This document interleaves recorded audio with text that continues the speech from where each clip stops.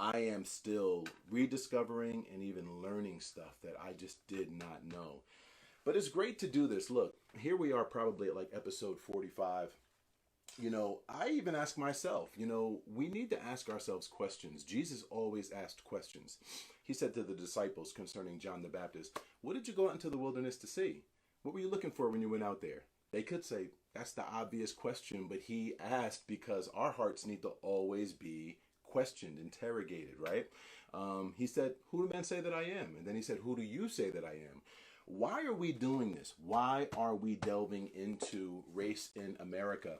One, we're doing it because these are the times, and First Chronicles chapter 12, verse 32, it highlights the tribe of Issachar that they understood the times and they knew what they needed to do. As you guys know, I had a radical conversion to Christ, and before I came to Christ, I was so anti-church. Just like someone can say they hate math, and then when you begin to help them unpack why they hate math, it usually comes back to just a math teacher that just didn't adequately deliver. I was anti-church, anti-Christianity, but the reality was that I never had a problem with Jesus. It's just that I could not even see Jesus because I just saw so much churchiness. And as I was a young activist, I would have definitely been thrown in the group of the native activists, the young, black activists. As I was a young intellectual activist, one thing I noted about the church was just, it was so irrelevant. It was just kind of like, hey, just come with me. Where? We're going to go sing. Why? This is what we do, and a lot of cliches and just not. And then, boom, I come to the scriptures and realize that, whoa, the Bible actually is relevant to everything we go through, and there's a biblical answer for everything. So let me tell you, as long as you follow this bag of bones, as I follow Christ, right? 1 Corinthians 11:1. We will always go straight into the issue. We will go straight into the times, and we will have the word of God. We will apply prophecy. We will apply biblical wisdom. Most of all, we will apply the lenses of the gospel, because it's all about saving souls. Matthew 10, freely you've received, freely give. So why am I doing this? Because I am not content just for me to be equipped. 1 Peter 3:15, sanctify the Lord Jesus Christ in your heart and be ready always to give every man an answer for the hope that lieth in you. 1 Corinthians 9, being made all things to all men. I want you to be equipped, Ephesians 4, so that you can go out into that world. And people are walking in ideologies and worldviews that are deeply rooted in racist ideology and racism. Some may not even know it. The bottom line is, before I came to Christ and adopted the biblical worldview, I had to be enlightened to the worldview that I was walking in. And it says in Proverbs, there's a way that seemeth right unto a man, but the way thereof is death. We need to understand the worldviews, the isms, the underpinnings of what even our society is built upon.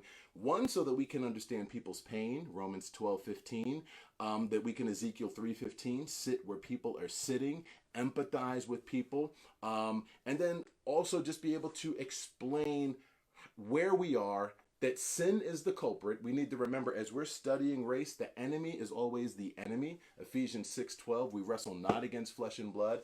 That is why Daily Bread remains healthy, because no matter whether we're talking racism or white supremacy and Charles Darwin, and we always are remaining fully cognizant. And the fruit shows. That's why we have people from all different backgrounds jumping in. Our only enemy is the enemy. Ephesians 6:12, we wrestle not against flesh and blood. John 10:10, the enemy seeks to steal, kill, and destroy. And the way that he is doing that in our country, and especially right now, is with race. Here's another question. So while the first question is, why are you watching this? Let me just finish that up. I hope that you are taking notes. Everything I learn, I grab a tool, I look at it, and then I say, okay, this goes in my tool bag for use when I encounter this issue for building or this issue for fixing. Everything that's being shared, what are you doing with it? What are you doing with it? we're throwing out names, John Locke and this and that. And here's an opportunity of being afforded to you where so many, my dear mentor, Ravi Zacharias, who went to be with the Lord, what did we love about him? We love that you could go and listen to Ravi and you were going to hear all philosophers from Immanuel Kant to whoever else, Jacques Rousseau, you name it. And it was all going to come into showing the vanity of man and the vanity of life without Christ and how the gospel is everything. And we will be like, oh my gosh, Ravi. And then when Ravi got called to glory, everyone's like, oh my gosh, if Ravi were here, I believe if Ravi could say a word from heaven, he would say, don't emulate me. Emulate the scriptures that I followed. I was seeking just to be all things to all men, to understand the times and know what to do, and to then bring a biblical worldview into it. Do the same thing. So when you're watching Daily Bread, come on, let's keep it real now. Let's keep it popping, right? This show's not for the lazy bones. This is not a lazy bone broadcast. What are you doing? We're mentioning books. We're mentioning stuff. I mean, goodness gracious, I'm pulling out so many books that sometimes, out of the depths. The conversion of John Newton, slave trader, who was a seafaring captain of a ship on the transatlantic slave trade, who was radically saved and wrote the hymn Amazing Grace. John Newton, out of the depths. You need to get that book. Darwin's Plantation, Evolution's Racist Roots. I see some of y'all are posting the books underneath when I'm done teaching. When I'm done, I love to go back and look at people's comments. You need to be getting these books. Bartolome de las Casas, the one that wrote the true account of what Columbus actually did. And the book is a short account of the destruction of the West Indies. Do you know you can go on YouTube and just watch a 13-minute summary of it? You've got to be doing this stuff because this is not a 4th of July fireworks show for 30 minutes a day. This is to equip you. But if you're not getting equipped with it and all these tools are being laid, you're missing a golden opportunity to go deep. I just had to say all that. So this is what we're going to get into today. I want to pull up and play a piece from the governor of Alabama in the times of Dr. King, right? The governor of Alabama in the times of Dr. King actually ran for president in 1968. And I would like you to see what this gentleman shares. His name is George Wallace.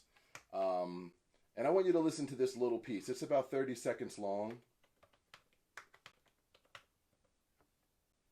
30 seconds. You ready? It's George Wallace on YouTube. It's called his Segregation Forever speech. And I'm going to play it. And I just want us to listen to this. Because one thing that we're seeing, everyone, as I have to wait for this Biden commercial to go away. But one thing we're seeing here is that right now the church is getting divided over stuff that just it's happening because people are being lazy. Oh, you believe in systemic racism? I don't believe in systemic racism. So we split.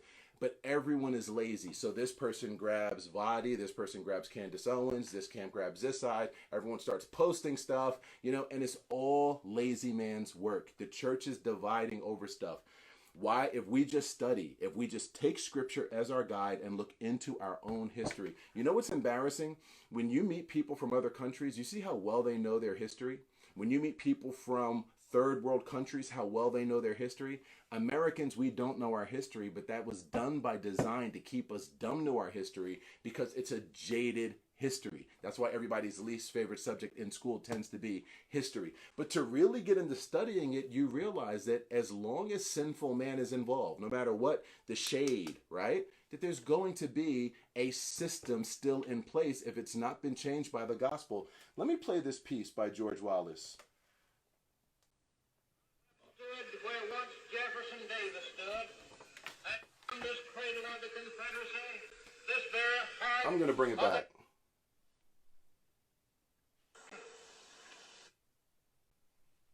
Here we go.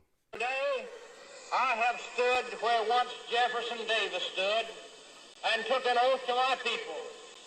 It is very appropriate that from this cradle of the Confederacy, this very heart of the great Anglo-Saxon Southland, that today we sound the drum for freedom, as have our generation of forebears before us done time and again down through history. Let us rise to the call of freedom-loving blood that is in us and send our answer to the tyranny that clanks its chains upon the South. In the name of the greatest people that have ever trod this earth, I draw the line in the dust and toss the gauntlet before the feet of tyranny, and I say segregation now, segregation tomorrow, and segregation forever. Now, that is George Wallace. This is the one who blocked the entrances to the schools when the federal government had said integration. This is the one who unleashed violence on the protests led by Dr. King in Selma, Alabama for voters' rights. What he's saying there is we're drawing a line and we're protecting the people. He only has one people in mind when he says that. He says segregation now, segregation forever. Do you see how convicted he is in his stance? Do you see the conviction that man has? Do you see that this man has been persuaded of something? Well, isn't it interesting that if you then look up civic biology and you look up the textbook that was circulated in 1914, it says he was born in 1919. The book was widely circulated as the high school textbook in America in 1925, which means when he was in high school, this is what he read in science class. Civic biology. Why don't you go to Wikipedia, type in civic biology. The full name of the textbook was A Civic Biology Presented in Problems. But look up civic biology in Wikipedia. Again, Daily Bread is not a lazy man's sport. I'm assuming you're going to be looking this stuff up. Never take my word for it. You want to go check it yourself.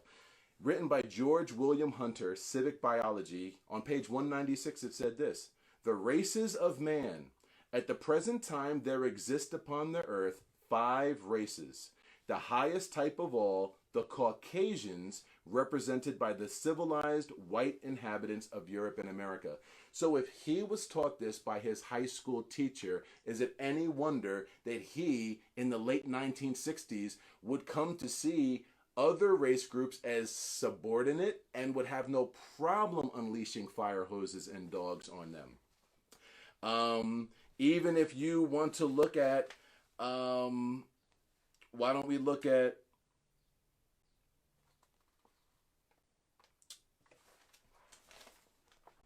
man, I have so many notes that when I misplace them, it just eats at me. We'll have to come back to this when we do a study on eugenics. But this is what I want to do for the remainder of this day, because I promised to do it today. I want to look at how race was a term that was invented to take a social structure and make it scientific. And it was invented as an American phenomenon. So everything around the world, the world's lingua franca being race, that was invented on American soil in American thought with the help of the Enlightenment and those in Europe, designed for the sake of making money and taking land.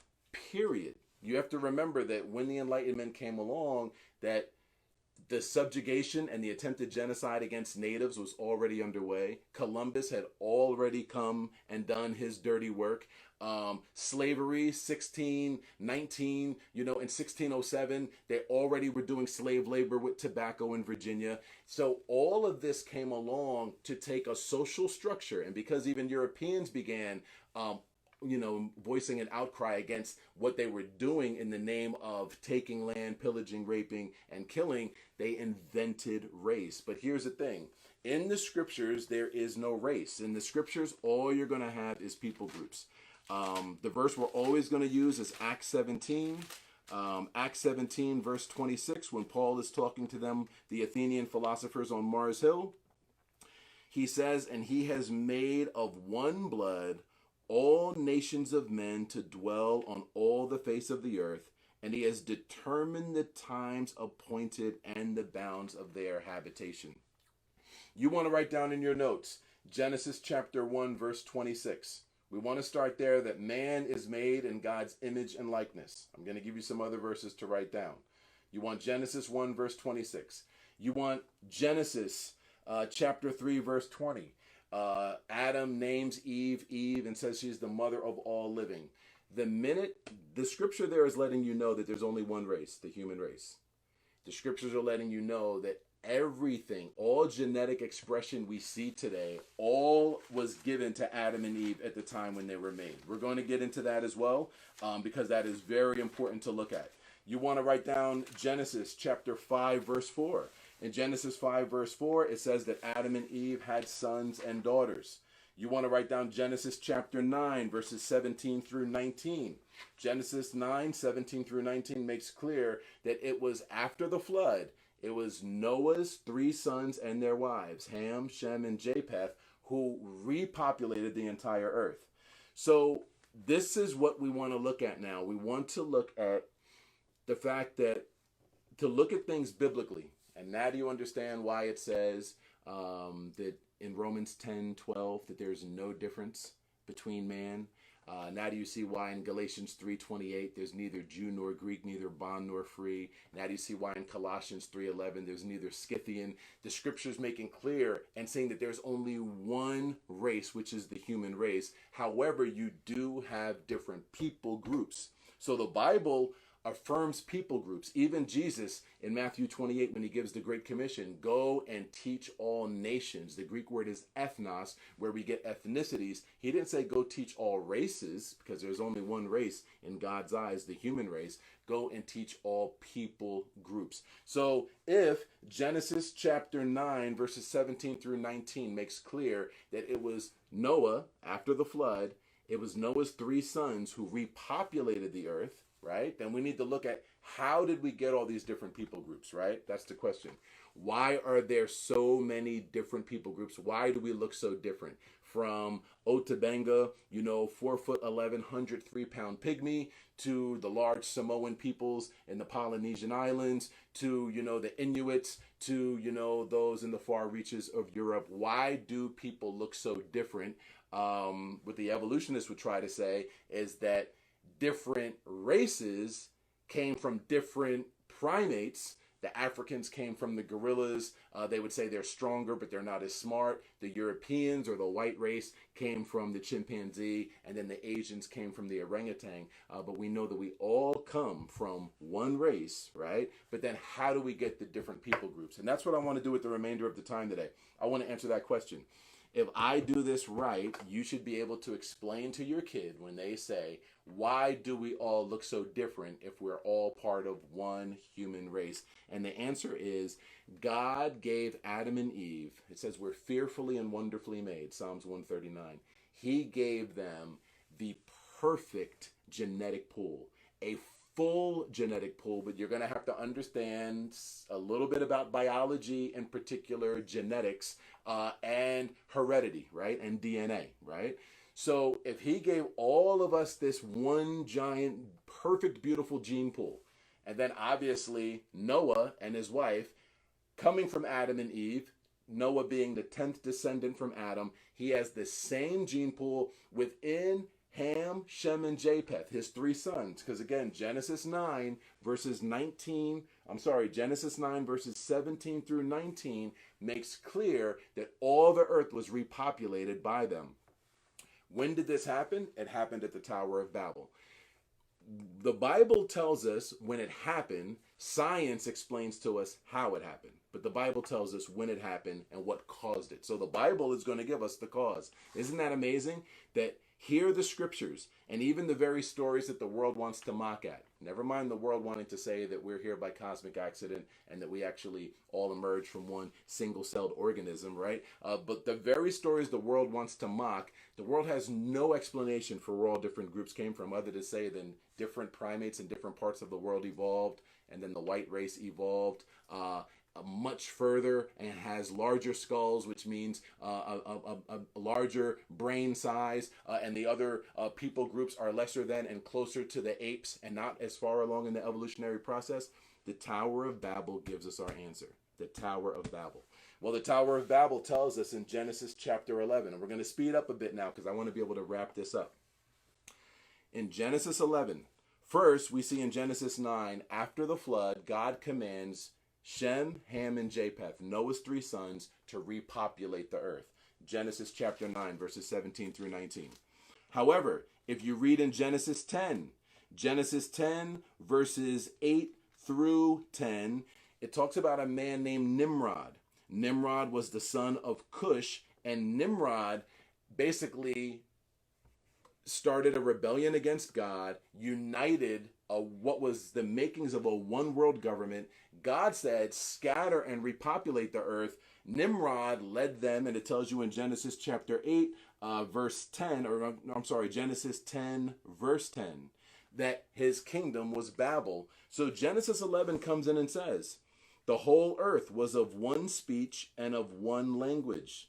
Verse 2, and it came to pass as they journeyed from the east that they found a plain, right? Now, Shem, Ham, Japheth, all of, everyone is procreating now. So now they're supposed to scatter and repopulate, but they're journeying as one under the leadership of Nimrod, right? And it says that they journeyed and they came from the east, Genesis 11, verse 2, and they found a plain in the land of Shinar, and they dwelt there.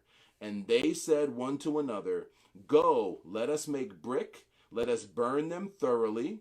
And they had brick for stone and slime for mortar. And they said, let us build a city and a tower that may reach into heaven.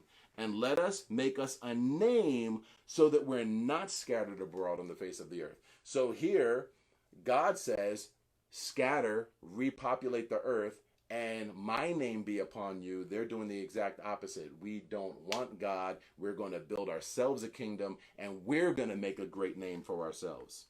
So it says here in verse 5 of Genesis 11, the Lord came down to see the city and the tower that the children of men had built.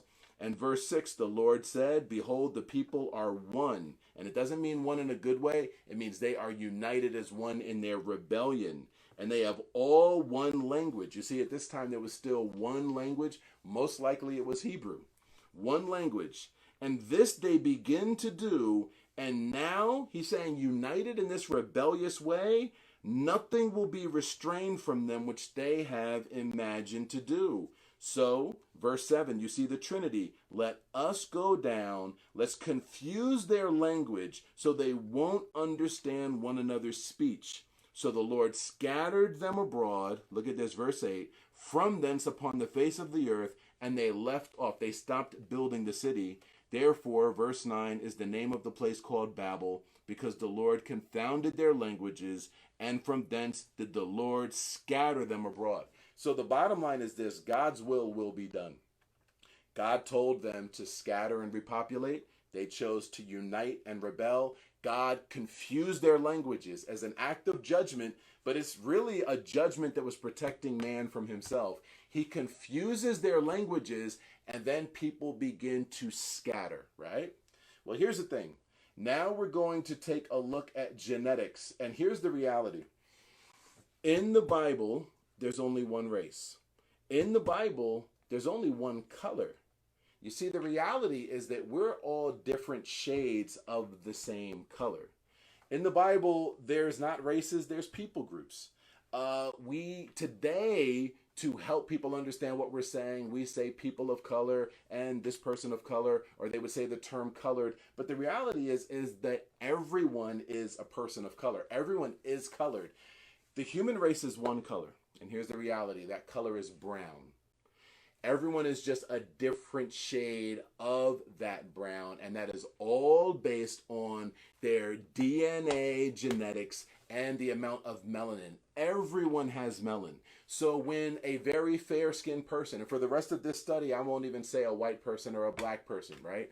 When a very fair-skinned person says, I don't have melanin, that's not scientifically true. Everyone has melanin. At the bottom layer of our epidermis, we all have what's called melanocytes. Melanocytes produce melanin. Every human has the same amount of melanocytes, whether it's the most fair-skinned, blonde-haired, blue-eyed person, or the most dark brown skin with dark brown eyes. Everyone has the same. And melanin also controls hair color and also plays a role in eye color as well. Everyone has the same amount, not of melanin, the same amount of melanocytes. The thing is this, your melanocytes produce melanin, and then they have little shipping units called melanosomes. And based on, I want to find this, based on an article that was written, a scientific article, it was found that fairer skinned people simply have smaller melanosomes that do not disperse melanin as readily to the surface of the skin, and they break down quicker. I always want to give sources when I share this stuff, and you will find that, and pray for me. This is just how many notes I have. It's called histopathology. Histopathology of the Skin. It was written in 1990. It's the 7th edition, and you find it on pages 18 and 20. Concerning the melanosomes. Melanosomes, again, everyone has the same amount of melanocytes, the same amount of melanin-producing cells.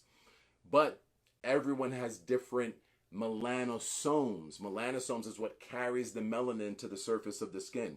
It says that melanosomes are slightly larger and more numerous per cell in darker skinned people than lighter skinned people. They don't break down as quickly, and they basically don't dispose at as high a degree. So basically, picture trucks that just break down quicker and trucks that just don't distribute as much melanin. So a fairer skinned person is brown. It's just that their melanosomes are just smaller and break down quicker, okay? Based on genetics, if we all go out in the sun, we will start producing more melanin, right? Because melanin is also like an umbrella that protects the nucleus of the cell. If we go out in the sun, we'll all start producing more melanin, right? But based on genetics, there's a cap on how much melanin a particular person will produce based on their genetic DNA imprint of how many melanosomes and what type of melanosomes are in their body. So where are we going with all this? Man, it's 12:30 already. Let's do this. I want to come in tomorrow, and tomorrow we will actually look at what's called a Punnett square. We'll jump right in, and basically looking at two parents. This line would be the mom. This line would be the dad. Everyone is born with 46 chromosomes, 23 from each parent. Basically, if large A, and if we want to look at it this way, large A is lots of melanin. Large B is lots of melanin. Small a is small amount of melanin. Small b is small amount, right? If you get one from each parent, do you see now that if you basically, this is mom, this is dad, these are the possible outcome of offspring. If mom is dark brown skin and dad is dark brown skin, that means that they both, everyone here has the same amount of melanocytes, but here, darker brown skin, you have larger melanosomes to deliver more melanin to the surface of the skin. If you basically have dark brown skin mom, dark brown skin dad, you will have dark brown skin child.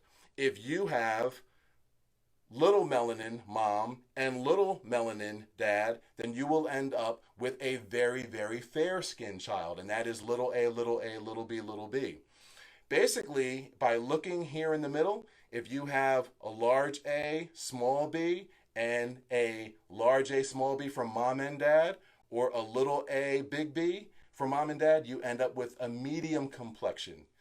The reality is, when Shem, Ham, and Japheth dispersed with this much, with this type of large A, small b, large A, small b, we'll look at this more tomorrow. Matter of fact, let's look at it more tomorrow anyway, all right?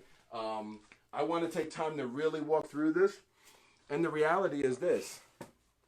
If Shem, Ham, and Japheth all got scattered and their children, do you realize just in 1 or 2 generations how the groups would begin to change? Also, it is likely, so many people want to look at, well, what was the skin complexion of Adam and Eve? What was the skin complexion of Shem, Ham, and Japheth? By looking at a Punnett square, it makes sense because the majority of people on this planet are brown. Adam and Eve were a medium brown. Remember, everyone is brown. It's just a matter of whether you're very fair brown or a darker brown.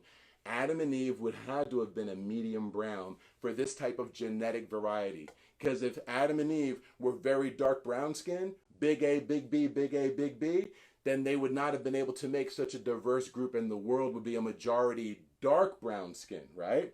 If Adam and Eve were little a, little b, little a, little b, the majority of the world would be fair skinned, very, very fair skinned. But because the majority of the world is brown, it is easily deduced just by looking at science alone that Adam and Eve were medium brown skin and that Noah and his wife were medium brown skin. But we'll look more at this tomorrow. And again, isn't it nice to know one race?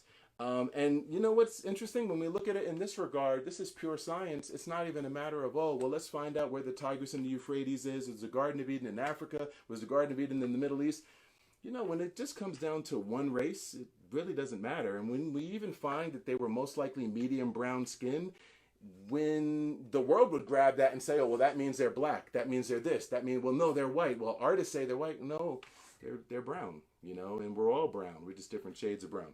So, man, we went long today, but there's a lot to share. Let's clean this up tomorrow. Let's bring it around. I'll see you tomorrow. Salud.